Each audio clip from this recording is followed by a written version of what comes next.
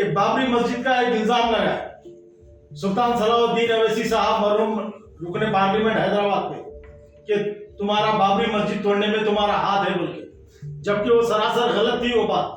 जब सुल्तान सलाउद्दीन अवैसी साहब ने सर पे कुरान उठाकर कहा कि अगर बाबरी मस्जिद में अगर मेरा हाथ है तो मेरी औलाद निश्तो नाबूद हो जाना, मेरी हर वो चीज निश्तो नाबूद होना।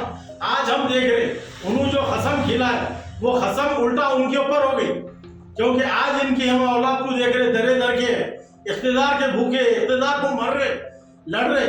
यहाँ तक के अलहाज सुल्तान सलाउद्दीन अवैसी साहब मरहूम ने इनके बेटे को कश्मीर पढ़ने के लिए भेजा, डॉक्टरियत पढ़ने के लिए।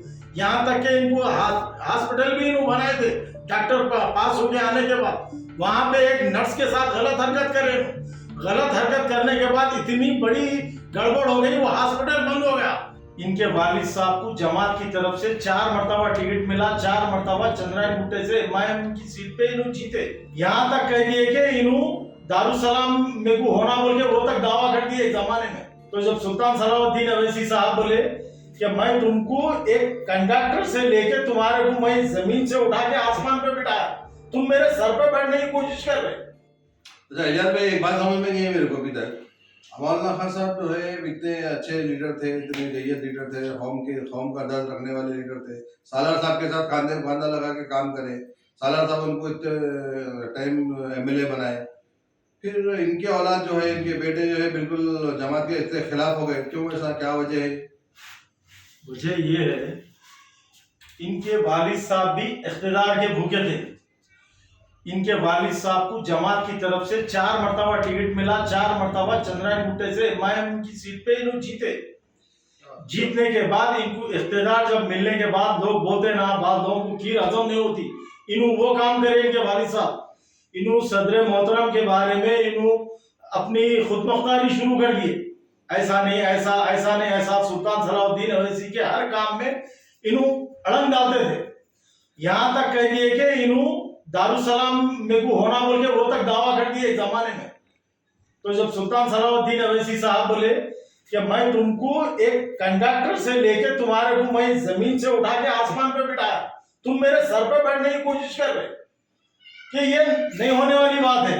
तो ऐसे कई छोटे छोटे बातों, बड़े बड़े बातों में क्या है, दूरियां अख्तियार हो गई। दूरी अख्तियार होने के बाद इन्हों क्या करे, एक बाबरी मस्जिद का एक इल्जाम लगा है सुल्तान सलाउद्दीन अवैसी साहब मरहूम रुकने पार्लियामेंट हैदराबाद पे कि तुम्हारा बाबरी मस्जिद तोड़ने में तुम्हारा हाथ है बोल के, जबकि वो सरासर गलत थी वो बात।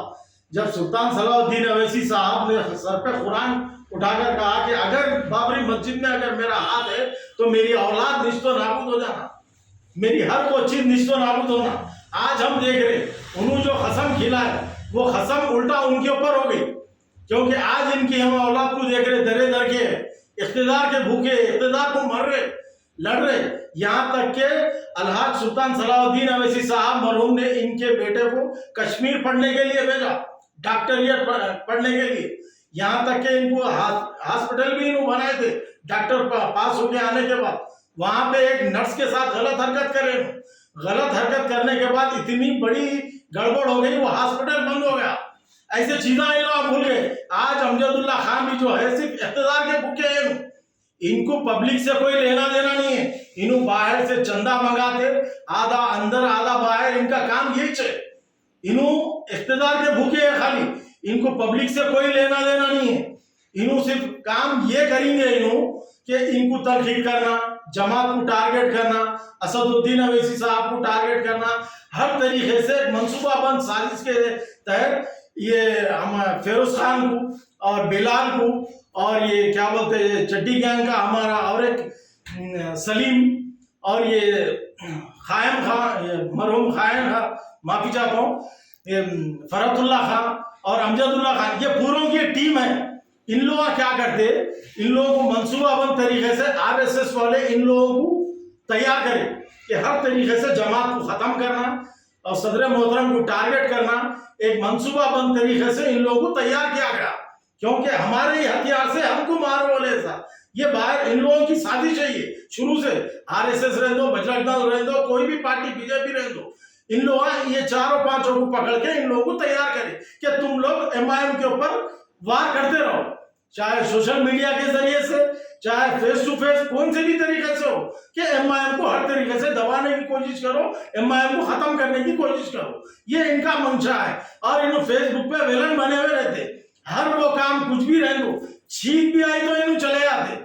इस वक्त बीपीएल कंपनी के मालिक बने हुए हैं, कुछ भी काम रहा फौरन उठ के चले गए, एक छोटे से छोटा काम भी रहा तो उठ के चले, क्योंकि इनके पास काम धंधा कुछ भी नहीं है, खाली एक फोन आया तो उठ के चले गए, कचरे करने डायरेक्ट फोटो ले लिए, समझे। कहीं भी जाओ दरवाजे टूटे दरवाजे करने ले गए, ठहर गए, गड़ों करने गए, फोटोआं ले लिए, खाली काम इनका ये है सुबह से शाम तक बस एमआईएम के ऊपर तनकीद करना, उंगली उठाना, सदर मोहतरम को टारगेट करना, जमात को टारगेट करना, इनका अहम मंशा ये 4-5 का यही है।